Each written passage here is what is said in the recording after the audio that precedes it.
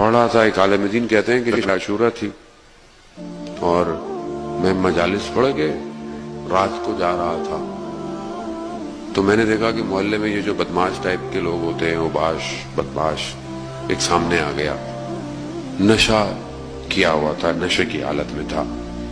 مجھے کہا کہ شیخ بڑی لوگوں کے لیے مجلس پڑھتے ہیں، ہمارے لیے بھی کبھی پڑھ دیا کرو. میں نے کہا کہ مجلس ہوتی ہے، آپ اس میں آ جائیں. کہا ہم کہاں مجلسوں میں آئیں گے، نشے میں تھا. کہا تو پھر، کہا کہ چلو تم مجلس رکھ لو، ہم تمہاری مجلس پڑھنے آ جائیں گے. کہا نہیں، مجھے ابھی مجلس سننی ہے. تو مولانا نے کہا کہ شاید ہو سکتا ہے یہی ایک لمحہ اس کو بدل جائے، اور کہا کہ دیکھو بات یہ ہے کہ مجلس کے لیے ممبر ضروری ہے، کرسی چاہیے تاکہ میں بیٹھوں اور پڑھوں. وہ تھا نشے میں، وہ خود چک گیا. کہا شیخ میں خود ممبر ہوں، میرے اوپر بیٹھ جاؤ. بس یہ بیٹھے کہتا ہے میں نے السلام علیکہ یا ابا عبداللہ کہا. اس کا بدن کانپنا شروع ہو گیا. میں نے ایک اور دفعہ کہا یہ، اور اس سے پہلے کہ یہ گرتا میں نے ختم کیا اور میں اٹھ گیا. یہ آنسوں کو صاف کرتا ہوا اٹھ گیا. کہا شیخ میں تمہیں گھر تک چھوڑ کے آتا ہوں. میں نے کہا نہیں، مجھے ضرورت نہیں ہے.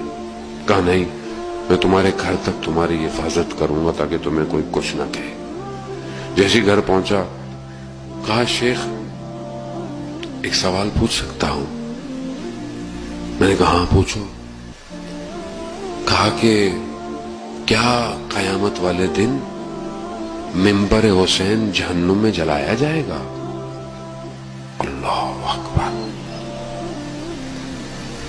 وہ عالم دین کہتے ہیں میں نے کہا نہیں، تم پریشان نہ ہو، تمہیں نہیں جلایا جائے گا. یہ ہے امام حسین. ہم پتہ نہیں لوگوں کو ڈانٹتے رہتے ہیں، تم ایسے ہو، تم ویسے ہو، مجلس میں کبھی کبھی آتے ہو، کبھی کبھی ماتم میں کھڑے ہوتے ہو. ہم کون ہوتے ہیں؟ وہ امام حسین ہے.